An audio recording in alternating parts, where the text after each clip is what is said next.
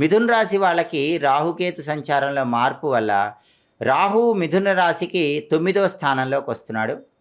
కేతువు మిథున రాశికి 3వ స్థానంలోకి వస్తున్నాడు.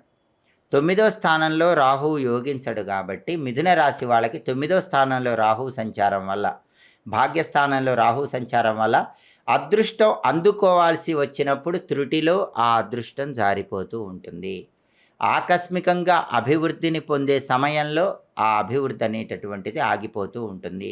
స్నేహితులకు సంబంధించిన వ్యవహారాల్లో కూడా కొంచెం అప్రమత్తంగా ఉండాలి. లేకపోతే స్నేహితుల వల్ల ఇబ్బందులు ఎదుర్కొనే సూచనలు ఉన్నాయి. అలాగే కేతువు 3వ స్థానంలో విశేషంగా యోగిస్తాడు కాబట్టి సోదర సోదరీమణుల యొక్క సహాయ సహకారాల వల్ల ప్రాపర్టీస్ పరంగా లాభం కలుగుతుంది. మిథున రాశి వాళ్ళకి ప్రాపర్టీస్ పాయింట్ ఆఫ్ వ్యూలో ప్రాపర్టీస్ కొనుక్కునే యోగం ఉంటుంది.